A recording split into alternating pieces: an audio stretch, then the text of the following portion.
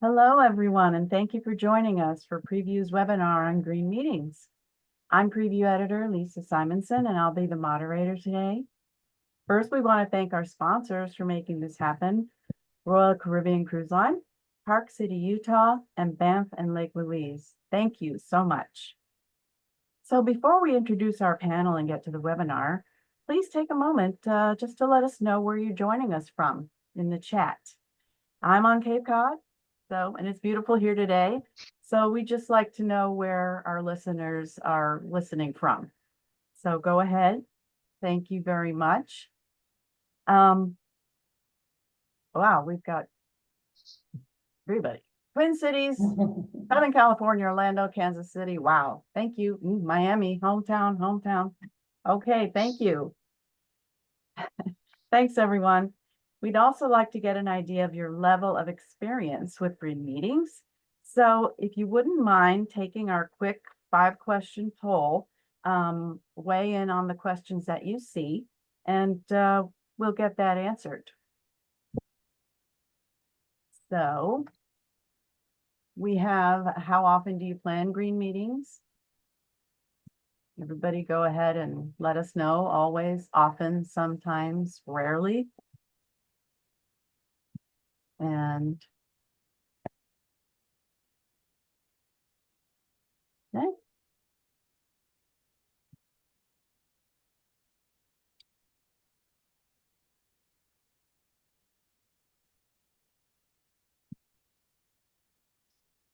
And then we have, do your clients request green meetings? Always, often, sometimes, rarely. When it comes to budgeting for a green meeting, I think it would be too expensive, a little expensive, about the same as a regular meeting, or more cost saving. When you're in the destinations, how do attendees mostly get around? Do they go by bus or shuttle? Do they use a car service like Uber, public transportation, or do you choose destinations where they can walk around the city center by foot? So what green qualities are you looking for in a conversation or event venue? A clear sustainability policy, some type of official green certification, consideration for the local community, or all of the above. So go ahead and answer those if you wouldn't mind. So 8% think it would be expensive, prohibitively expensive to have a green meeting. The vast majority think it's might be a little more expensive, or 20% think it's about the same, and then 16 say it could be more cost saving to have a green meeting. So in the destinations, you tend to get around by bus or shuttle or car service like Uber. That's the vast majority. 27% of your attendees get around by foot, and about 4% get around by public transportation. So what green qualities are you looking for in a convention or event venue? Some are looking for a sustainability policy, that's 20%. Some, 8%, want some type of certification, and 22% say consideration for the local community is important. And of course, 49% say all of the above. So that sounds fantastic. Thank you, everybody. So that also gives our panelists an idea of your knowledge or where you're coming from when it comes to green meetings. So thanks a lot for that. Okay. So just a couple of housekeeping things. Feel free to submit questions for the panelists in your chat. You don't have to use the Q&A box. The questions will be answered during the webinar where possible, or at the end, time permitting. Okay, so thank you very much. And today's session also will be recorded. So don't worry if you miss anything, you will receive a link via email. And if you go into the chat too, the white paper is there. It has all the information on green meetings, definitely something that you'll want to download and use. Also, each attendee today will receive 1 CEU from the Events Industry Council for your participation today. So thank you. Okay, so let's get on to the webinar. We are so privileged to have the knowledge and expertise of 3 special guests who will be sharing their insights and strategies on planning green meetings. Thank you for joining us today, panelists. We have Amanda Gord, Roger Lehner, and Rachel Riggs. And actually, we're going to start with Rachel. She's going to introduce herself and then start off talking about sustainability policy. So Rachel, do you find that most clients and groups have some kind of sustainability policy? Well, thank you, Lisa, and thank you, Prevue, for having me here. I'm honored to be here today. I'm super excited. Just to give a little, before I answer that question, I'd love to tell you a little bit about my background. I work for Merritt's. My title is a General Manager of Environmental Strategy. My job is twofold. So one side of my job, on our corporate side, I do all the corporate carbon accounting and reporting through EcoVadis and CDP for all of the Merritt's companies. And in our business event solution side of the business, I work with our clients to help make their meetings more green. And that includes measurement, policies, making recommendations for how to reduce their impact. And I came to Merritt's through a career within the business events side of the business. I've been in a DMO, I've been a corporate planner, I've been an association planner. So this is really my wheelhouse. And so when we started working with our clients at a consultative level, right before the pandemic on well-being and sustainability, we really started thinking about how are we going to, and during the pandemic really as well, as how are we going to come out of this pandemic and really make sure that our events and our client events are not making such an impact on the world and the earth. And the reason why we thought that is because we all saw what happened during the pandemic when travel stopped. Well, we're not ever going to encourage travel to stop, because that's what we want to bring people together. Because when people connect, it's more, that so much happens, right, on every level. And so we wanted to look at how we bring people back together, and really how we bring them back together more sustainably. And one of the things that we started really having pressure from our clients several years ago, were we needed to create more green meetings on their behalf. So we have several clients, and we service corporate, association, trade show, and live events for across, you name it. We have associations, large associations, medium, small, trade shows, and then corporate meetings. And what I'm finding in my client work that we're doing is that most corporations have a sustainable event policy, or a sustainability policy. Some are at the event level and some are not yet. A couple of my colleagues and I call it the wild, wild west right now, why everybody's trying to figure it all out. And what I'm seeing is that what we're doing in terms of making recommendations for reduction and measurement with our clients, that's developing and evolving into event sustainability policies. So that measurement piece is first in terms of carbon impact. And then once we determine what that is and how we can keep that at a steady or reduce that, we create policies that can help make that happen. And so it's been really interesting to see, and it's really accelerating. And this side of the business it changes daily, it seems like. So I see a lot of clients doing this now. Well, that's so interesting. And it's just something that like you said, it's evolving.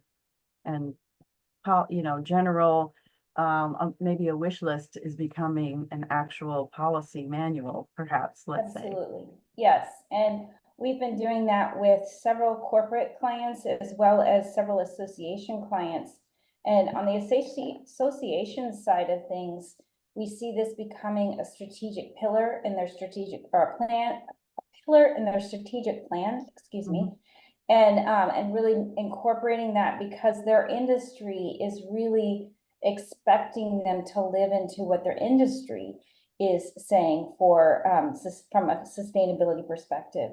And then on the corporate side, we have seen a lot of corporate clients that have these very robust commitments to being net zero by a certain date. We are one of those companies too. We are going to be net zero by 2050. And that's really driving this, because events are, especially events, are carbon intensive.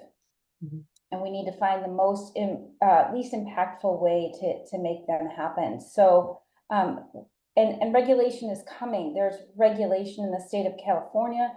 There's regulation in the EU. There's some federal regulation that's happening in North America for these companies that are publicly held, that are going to have to start adhering to some things. So it's not just about wanting to do it, it's a matter of having to do it now.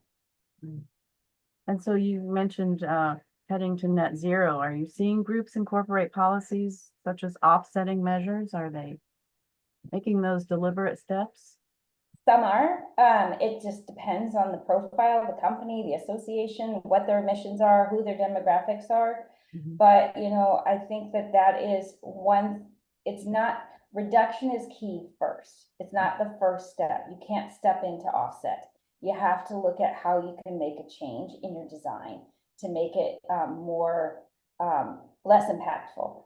Then, and there's a whole lot of conversation going on with the Science-Based Target Initiative, which is in the corporate carbon accounting world. And the conversation is can you say you're net zero by buying offset? And the answer is no, but you have to reduce first. So I see people doing a mix of that, but I also see what's happening now is organizations are looking at carbon removal projects, not just offsetting. So I think there's a lot for event professionals to learn about and understand, because it is a very complex environment out there, and just how to do all of this. It's not just, oh, I'm not going to print on paper anymore. It's just very, very, there's a lot of complexity to it. And I stopped talking now. Thank you. That was extremely informative. Thank you very much. You're welcome. And Amanda, let's move on to you on site and vendor selection. So we'd like you learn a little bit more about you, and then after that, you can tell us what you're looking for when you're selecting a venue for sustainability. Sure. Well, thank you all and welcome. So my name is Amanda Gorg. I am based in the greater Boston area. I have been planning events for over 20 years, but I am a sustainable event planner because of an event I did in 2008. I was in Chicago and I had a successful event that was about 3,500 people, but I ended up being really sad at the event because at the end, I was walking around and I noticed, the water bottles that had one sip taken from them, or all the napkins from the afternoon break that were scattered throughout the breakouts. And then, so because this was 2008, it was before apps. So we had to print our on-site guides. That shows my age. Sorry about that. But, I had to print all of those on-site guides, and then the carpet and the giveaways, because it was a trade show as well. So I just thought, there had to be a better way, and I started my own company. So I called it Meeting Revolution because I wanted to revolutionize the way we did meetings. But from there, I got involved. It was so early that there wasn't a lot of resources out there. So I got involved and I learned as much as I possibly could. I was the first certified meeting professional to get a leadership in energy and environmental design accredited professional certificate, which is given out by the U.S. Green Building Council. am proud to have served on several sustainable committees, most notably I was on the committee to help the Apex ASTM environmentally sustainable meeting standard, and then the international standard, the 2012 one. It's the event sustainability management system standards. Those standards were actually just updated and used at the Paris Olympics. So on my average day, I work with event planners like you all. I assist in events strategy and logistics. I give presentations like this one that we're on right now. I write articles. I create videos on corporate responsibility, healthy buildings, and event planning. I just have to say, I love what I do, and I couldn't imagine doing anything else. So I hope you all, webinars are hard, right? So I hope you all feel that passion and excitement as we are all talking. So again, thank you all for being on today. I get to talk about site and vendor selection. So what do I look for when selecting a venue for sustainability? Many of my clients are directors of sales or event planners like you all who just need a little extra help.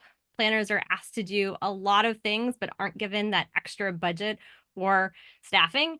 So you might be told that the organization has a sustainable goal and to build that into the event, or maybe you want to add some sustainable elements, but can't spend any money on it. The first thing I would say is to pick a sensible destination. And Roger will talk about that in a little bit, but I think the next best place to start is a request for proposal. So in that RFP, I ask things to the venue and the hotel, which I'm going to use interchangeably, just so you all know, hotel and venue the same in my mind right now. But do you have that sustainable policy? Please share that with me. Do you recycle and compost? Please share your process. Ask about guest rooms, meeting space, back of the house. I once worked for a hotel that said that they recycled, but once the material reached the back of the house, it was just dumped into a single trash bin, and they didn't have single source recycling. So at that particular property, it was just a lack of training. So again, I love asking that question, just based on my own history. Ask if they have a linen and towel reusable program. And I know that sounds really elementary, but because most hotels have that, right? When we travel, we see that. But I'm going to say quite a few venues and hotels don't actually follow the program that they put in place.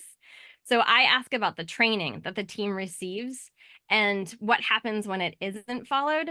I was at an event, I planned an event 3 weeks ago, and the venue had a linen reuse program, but the housekeeping team didn't follow it.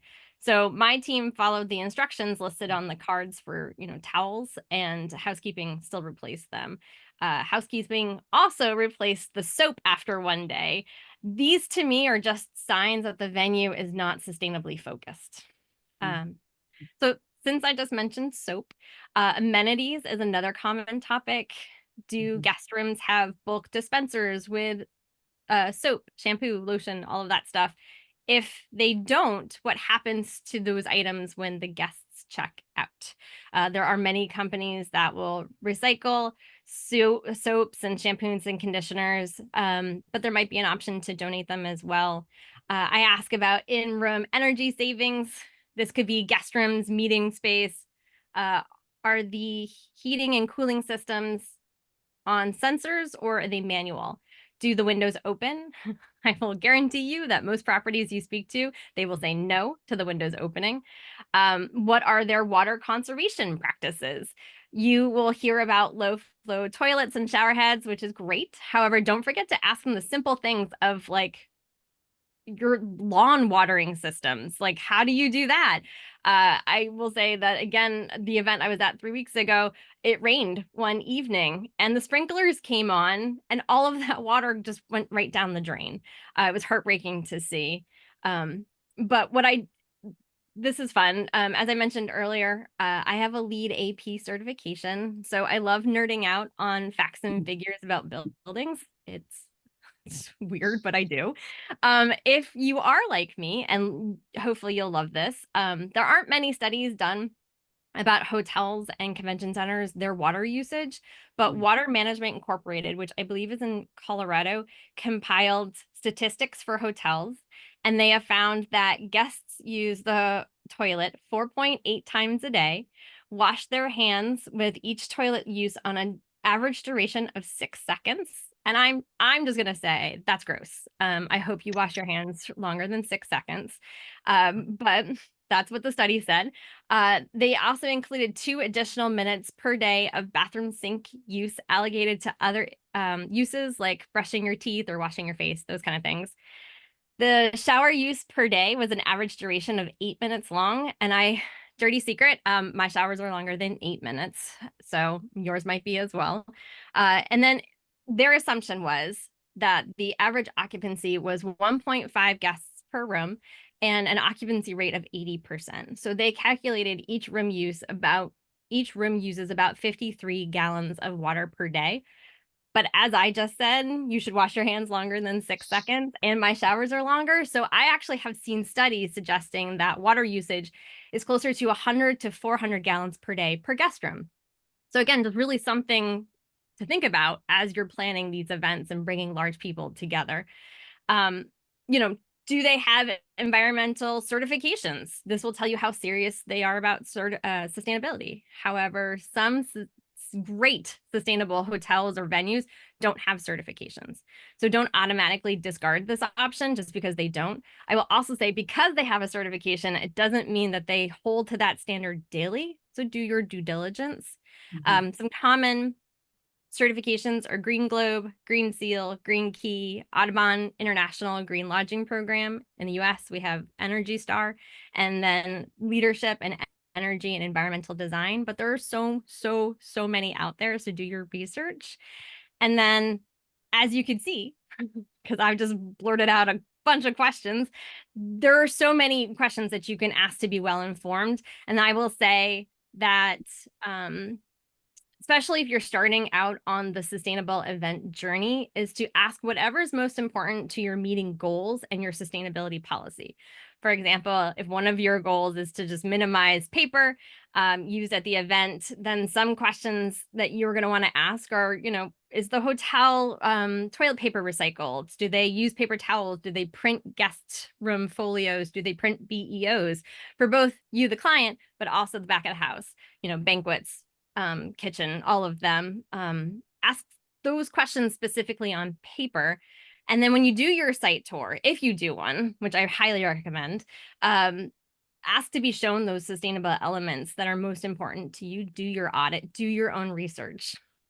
And then I just want to say all of these items that I just listed are environmental factors, but a sustainable event is actually planned and organized to minimize negative environmental impact, but leave a positive legacy for the host community and everyone involved.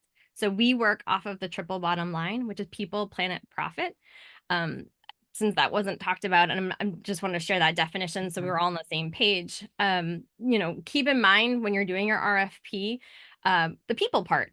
So do your attendees have special requests or physical challenges, food allergies? How does the venue treat their employees? Are fair union practices followed? How does the venue impact the community? I think most people pay attention to the environmental impacts because a lot of energy is used in a building, or buildings create traditionally a lot of waste, but don't forget your attendees, the team venue, and then the surrounding community. And then lastly, I would just say, to anything that the venue tells you, add an addendum to the contract. Make sure that both parties know about it, and then each party can be held accountable, and it helps set those expectations. Great. Thank you so much, Amanda. I'm glad you touched a little bit on the community. I mean, that's a separate webinar in itself, but it's definitely part of sustainability, sustaining the community. So feel free, panelists, to comment on that as well. Thank you so much. And so now we're going to talk about meeting travel, and Roger's going to take the lead on this one. So you please introduce yourself, and then we can talk about what are ways as an organizer that you can do to be more sustainable regarding travel to and during an event. So Roger Lehner, please. Hello, everyone. Really pleased to be here. Thanks, Prevue, for having me in this really important conversation. And I'm very glad to kind of share this with Amanda and Rachel. Really, really great people, and I'm learning so much. I've learned so much from you already. So my journey, I'm not an event professional kind of by design. I was actually a sustainability professional first. at least to a degree. So my background is in finance. I used to work in a bank. I used to do mortgages. And the kind of before moving to IMEX to the events industry, my last position was in a bank called the Alternative Bank of Switzerland. That's where I'm from. And that's a bank which is kind of founded on sustainability principles, very much like Amanda mentioned, people, planet, profit. And it's not a bank that decided one day, oh, actually, we want to be sustainable, but the bank was founded with the aim of being sustainable in terms of people and planet. And I really learned a lot from there. I had an interest in sustainability before, but in that organization, that kind of really shaped my outlook in that regard. And I also did some civil service in Switzerland with the WWF, the World Wildlife Fund. And that was really interesting to kind of see behind the scenes of that organization, how they work. And now I'm at IMEX. I work in operations and sustainability. So I'm responsible for kind of our on-site staffing and the exhibition booths, the designs. These are kind of the big projects that I'm working on in the operations side. And for sustainability, I'm the sustainability lead. So basically everything around that topic touches me in one way or another. I would also say kind of my view is kind of, because of my interest in sustainability, apart from the business events world, I sometimes have a little bit an activist's mindset.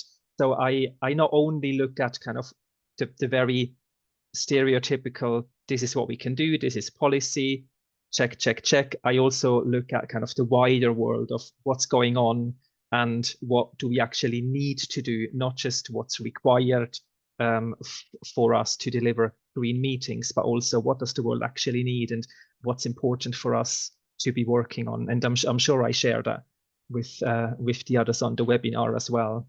You kind of, once you work in sustainability, you don't get around that. Right, enough about me. Let's move into the topic of sustainable travel. And Amanda already mentioned that the travel to a destination has to do with your site selection as well. And I think what we mean with that is one part of your site selection or destination selection should be to look at if you already know what group you have, where they are based, to look at a destination where they actually don't need to travel that much. So it's a really kind of easy thing to reduce the impact of your travel by finding the destination where people have to travel the least. So that is kind of the first thing that you can look at. Obviously, we all know as event professionals, meeting face to face has lots of benefits, and travel, especially air travel, is always a sticky topic. So this is something that we can do to address this the impact of air travel specifically. Some other considerations are to ask your participants where they are from and what method of travel they use, and actually gather that data, and that helps you track over time what your event travel footprint is. And especially for big international meetings such as IMEX, air travel will always be, at least for the moment, the biggest carbon footprint impact. For us, it's way over 90% of our event footprint. So it's a really, really important topic that we need to acknowledge. And while we are not able to revolutionize aviation ourselves, we do need to track and acknowledge this impact. And then one kind of specific organization that I want to highlight, or service, is called USmartThing. And this is a tool that your attendees can use. What they do is they put in their own location and where the event is, and the tool will help them find sustainable travel options, or the most sustainable travel options. And if you work with them, you can actually use this tool to gather your event travel footprint as well. So you can use that data to calculate your footprint. And then moving on to travel within the destination, if possible, walking and public transport are obviously the most sustainable options. And what you can do kind of as good practice is, as an organizer, you can research how people get from point A to point B within the destination.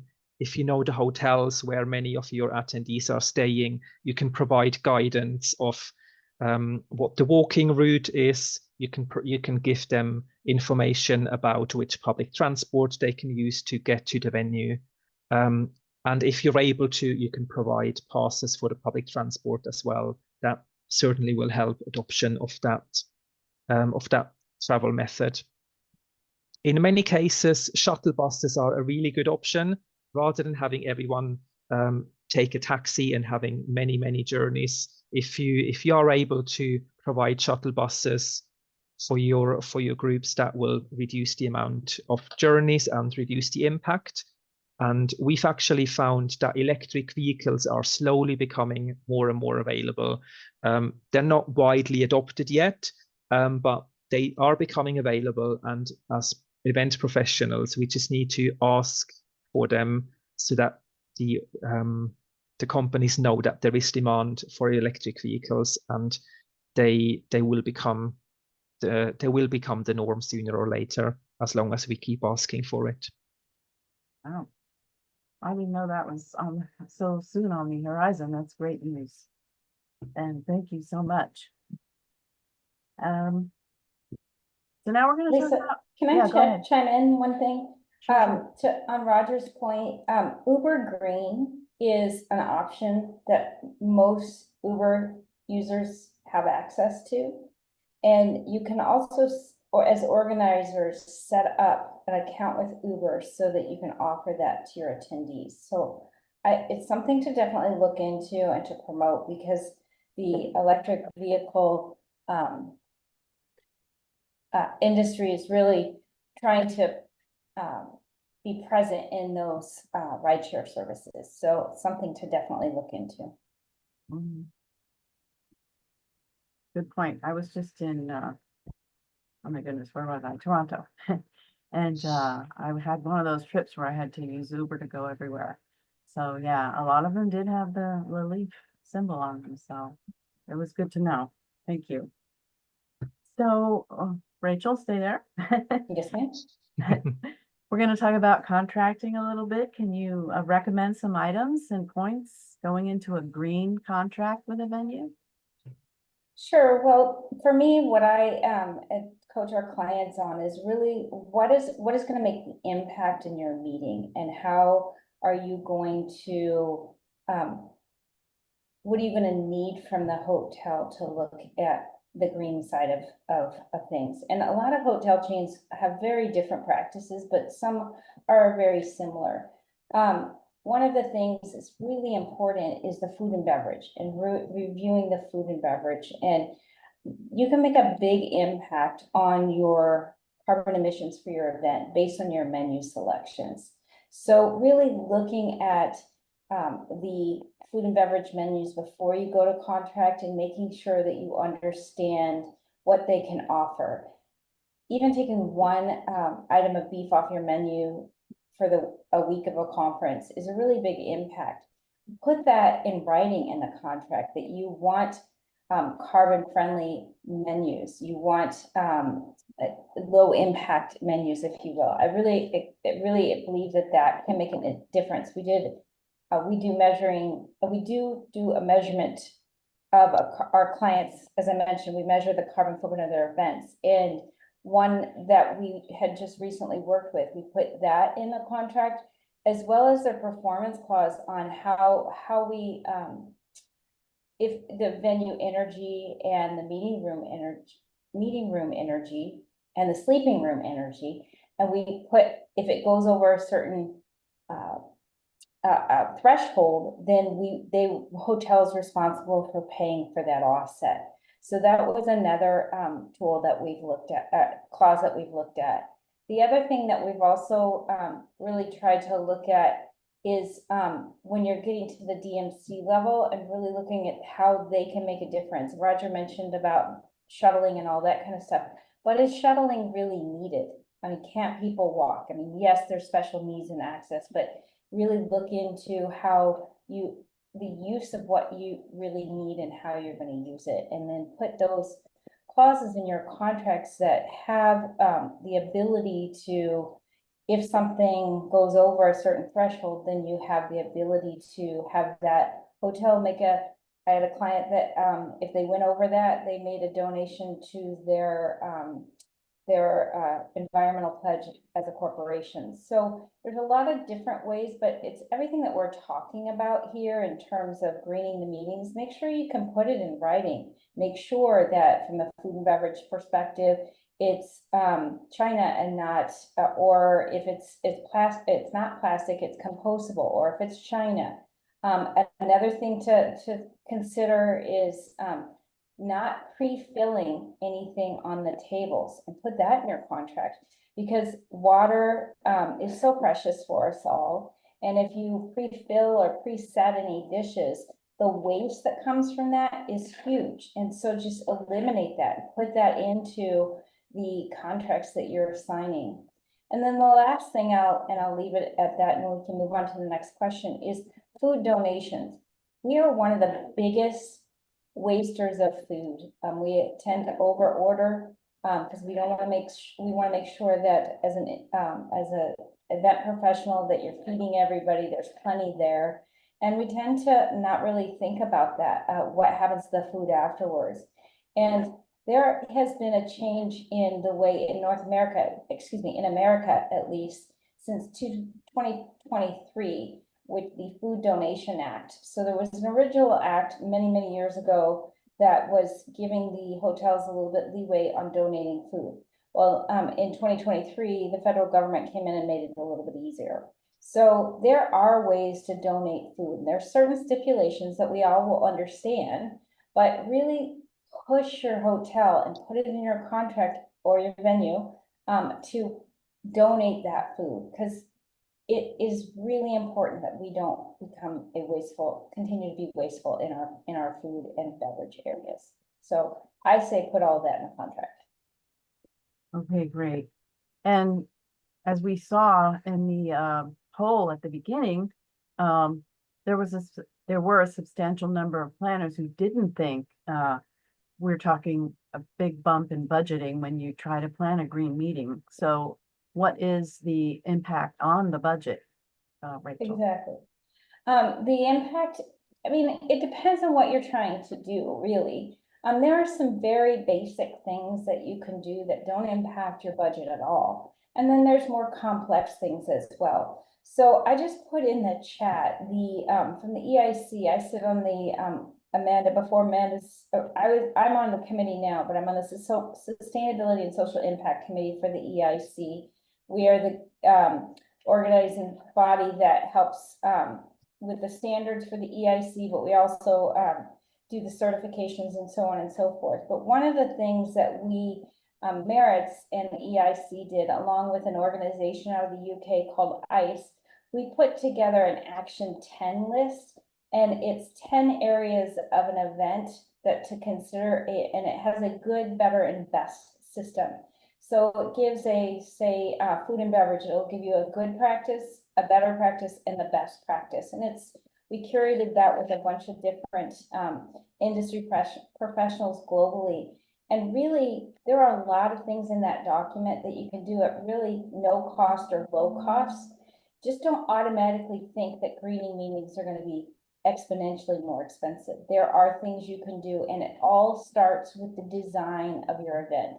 Designing and thinking about this ahead of time will make it less expensive than doing it at the last minute. Okay, great. Thank you so much for that. Mm-hmm. So, Roger, just moving on, would you like to talk about registration and signage? And also, I think Rachel might want to weigh in on this. What would you do to make this category more sustainable? Registration and signage. Yeah, I can maybe start with signage, because that's a topic that we look at a lot. So the kind of our first consideration when we look at signage is how do we actually design the signage, and that often comes before the material choice. So whenever possible, we design our signage to be evergreen, and for us that means to not include any kind of specific dates or anything that is specific to that iteration of an event. And that means that we can save signage from one year to the other where we have the next event. We have had in our history, we've had one rebrand, which meant we had to replace all the signage. But that is a kind of a consideration for marketing as well, that if you do plan a rebrand, it means that has a sustainability knock-on effect. And you can also ask your exhibitors and your sponsors to do the same, so that anything that they do print, if you have a generic logo of just your event, just your organization, ask them to use that for print materials rather than the ones which has a date or a theme or anything like that added to it. Okay. And then in terms of materials, much of signage at events traditionally was made out of foam core, which is a really nasty material that really can't be recycled. But the alternative, I think in the US, the product name is Falcon board, which is a paper-based kind of, or honeycomb board. It's a paper-based material. It can be recycled just with paper, with the paper stream. And that is widely available. It's not a new material anymore. There shouldn't really be any cost difference anymore because it's used very widely already. So that is a really good material. So it's really not necessary anymore to use foam core. And with items like clings and banners, they are mostly plastic based. And something to consider is that clings, so anything that you put onto a wall or you stick it onto a window, that is usually just single use. So you have one application, and when you peel it off, you always have to throw it away. But if you use a banner, like a fabric banner, for example, that is spun into an aluminium frame, you can use it over and over again. So that is something that at our next IMEX America event, we really looked at where do we need to have clings because it's not possible otherwise, but where it was possible to not do clings and do banners instead, that's what we're going to do. They are designed without the year or without the theme so that we can use that material for many, many years to come. But even if you move your event around, banner material is so light and these frames are usually standardized. You can either ship it around or you can just pack it in your suitcase as well. It really is very light, and you can reuse that very easily. Oh, that's good to know. I mean, you have to pack a lot of materials when you're going to another city for a meeting, especially. So let's just go on.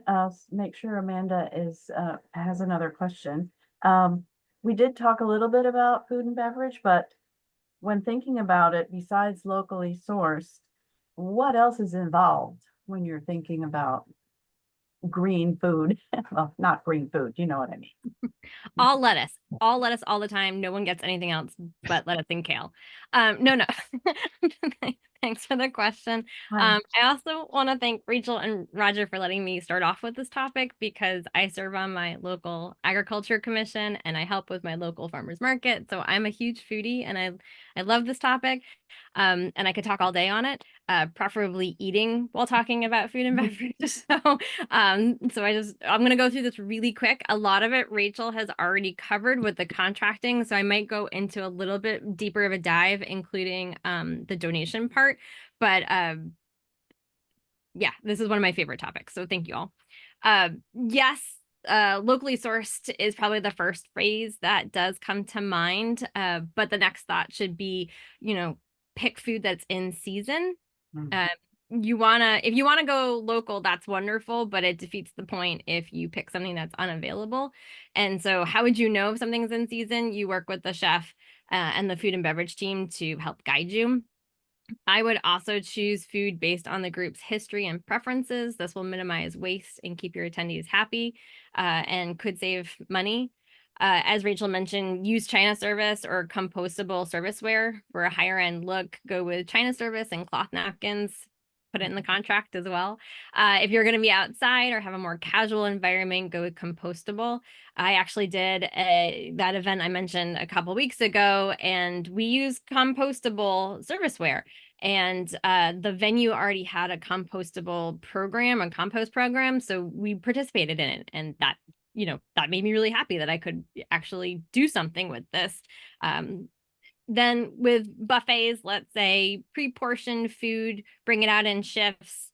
If you ask the kitchen to plate food in smaller batches and then replenish as needed, then any leftovers can remain in the kitchen and could potentially be donated if not used.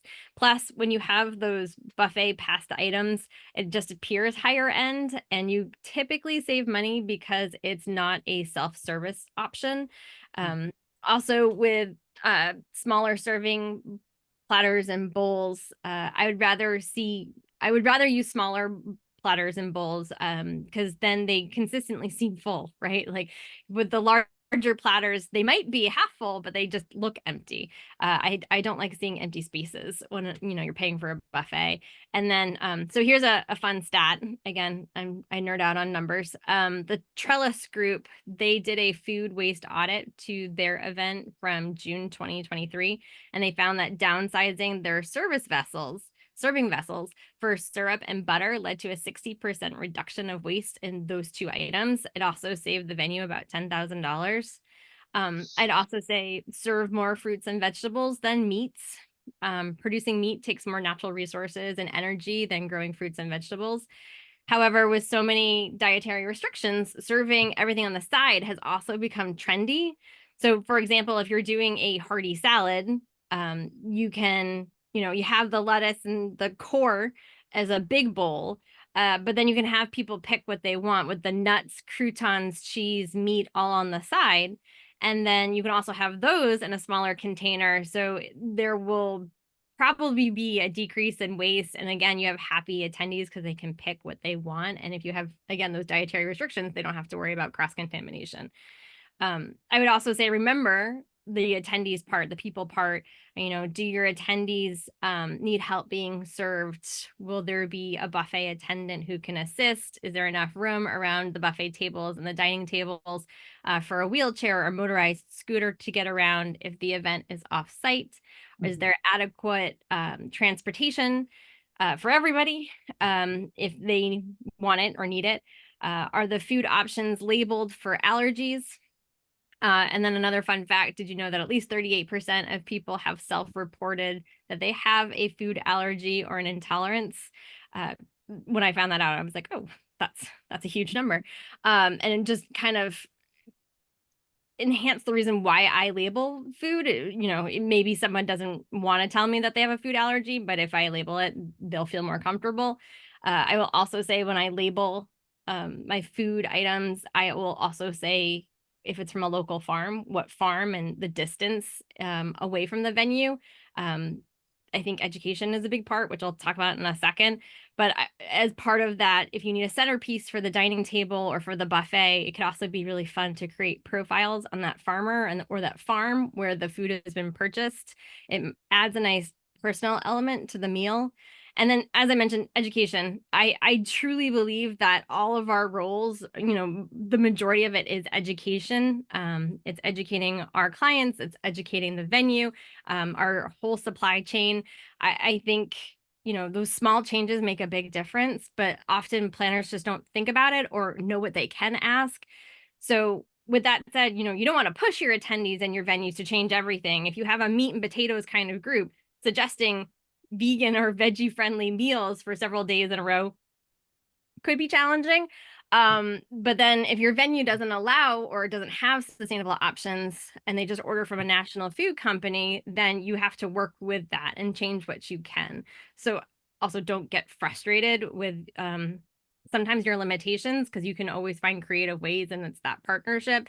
And as Rachel said, it's that communication before you contract, making sure that everyone is on the same page. I would also say during the RFP stage, making sure that everybody knows your goals is extremely helpful, because your event might not be the right fit for them, and they might not be the right fit for you. So again, keeping that that communication open.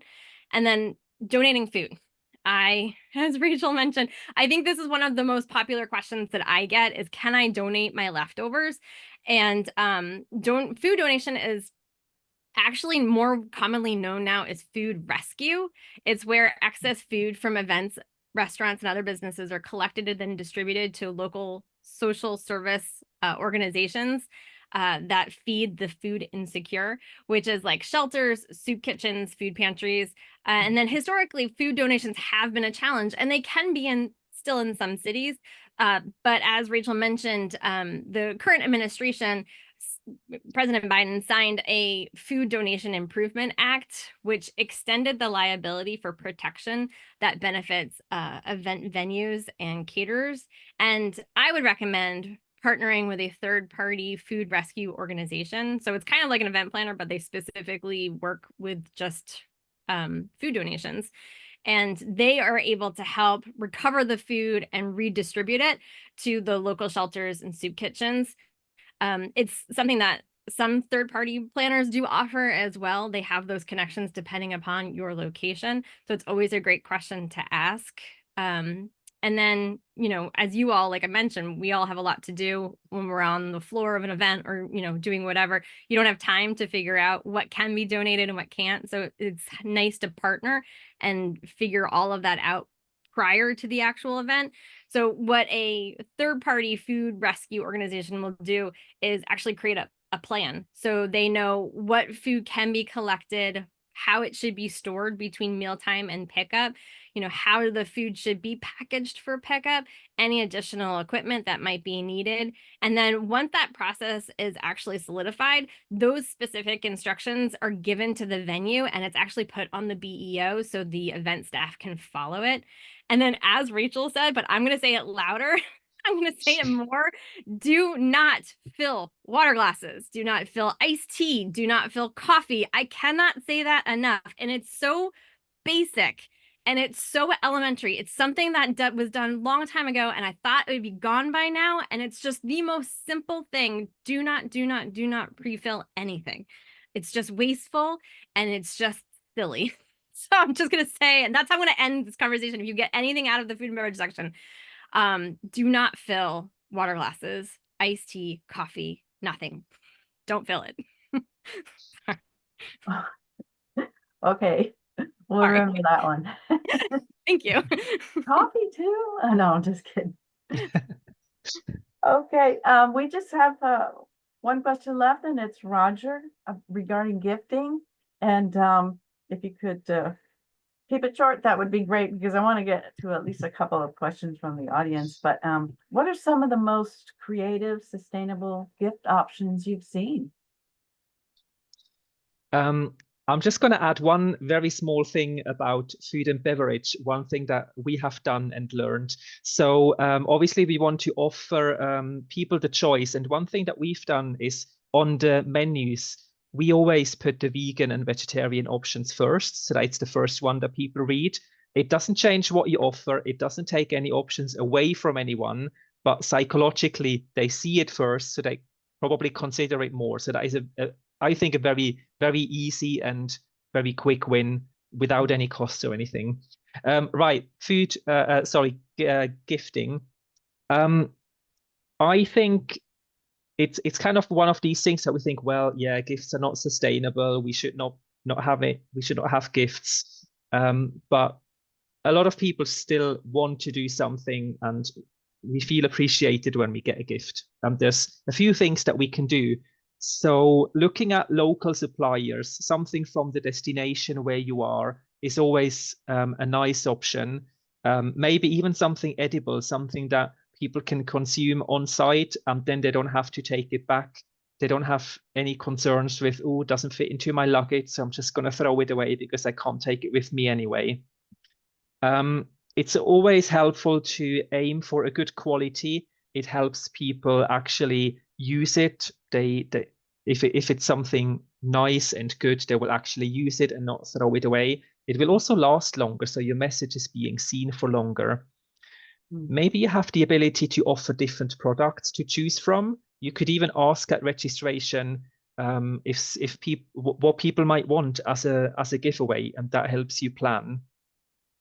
If you don't have a big budget, you could consider a charity donation on behalf of your attendees, or you can purchase carbon offsets for them. And just a kind of small kind of a shout out to two companies that I think are doing amazing stuff. A company called Gifts for Good. So their website is giftsforgood.com. You can offer credit for your attendees, and they can then choose their own gift. Or what we have at IMEX America as well is Clean the World, which is an organization where people can do a hygiene kit on site that is then donated to the local community. So people, you could do something like this. Clean the World is just one idea, but something that gives back to the community on behalf of your attendees, rather than something for them to take home, is always a good option as well. Oh, thank you so much. And I see in the chat somebody has put some URLs up for those, so that's great. But I just wanted to ask, thank you everybody, but I found this question so interesting from somebody in the audience. Ever had a venue provide an invasive species menu? Have you heard of that? I thought that was interesting. I mean, there are, because of people, invasive species here and there, and that's a great way to get rid of them. So anyway, how about working with food trucks as food options? Is there greater savings there? I'll take that one. It depends on the food trucks that you work with and how they're all coordinated. We have one client that has done a lot of food trucks at an event, and although it doesn't take, it eliminates food waste, not eliminates, but reduces food waste.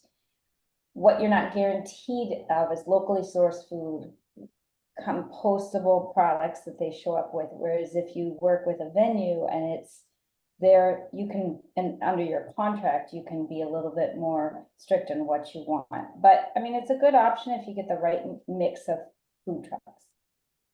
Okay, great. And I think we have time for... Oh, go ahead. I'm sorry. Just a little addition. So sometimes the venue can actually do a food truck setup, so that gives the impression to your attendees of having food trucks, but it's all organized by the venue and kind of feeds in really nicely with their products that they have. They might even use Chinaware, or at least the products they use for serving are compatible with their waste streams. Okay, great. Thank you. So just one more thing. If you don't hear back from a DMO or a center, or they're not answering your questions about sustainability, what are you going to do? Anybody? Other than saying, I'm not going to use you, or is that what you would do? Okay. All right, guys. Well, we didn't jump on, Lisa, we didn't jump on registration, and there's one thing to piggyback on that is, sure. I am very passionate about this, and if you look at this, oh, I don't know if you can see it. See this registration badge? Let me take off my, the point of what I'm trying to show you is getting lanyards back from your group, from your attendees is really a good way to recycle, reduce, reuse, and recycle. I totally, this is it right here. Especially there you the go. Metal piece. You see that there? It eliminates that requirement of a metal piece, and you just put it into your badge. And I think what we forget is that all takes resources to get even the simplest name badge. And to eliminate even just a portion of a piece of a name badge this part of the industry is evolving, but it's something to really think about and source. We had an event coming up in 2 weeks, and Roger talked about Gift for Good. We're working with Colors for Good, and they're making lanyards that are really quite something. They're produced by people in underprivileged communities that give them a job to make these lanyards, and we're using them at the conference, and then you can use them for your glasses. So there's a lot of cool things out there. Okay, well, I want to thank each of you so much for joining us today, and thank you to everybody who attended. I have really enjoyed a lot and learned so much. So hope to see you back on a Prevue webinar soon, and have a great day, everybody. Thank you. Thank you. Thanks, everyone.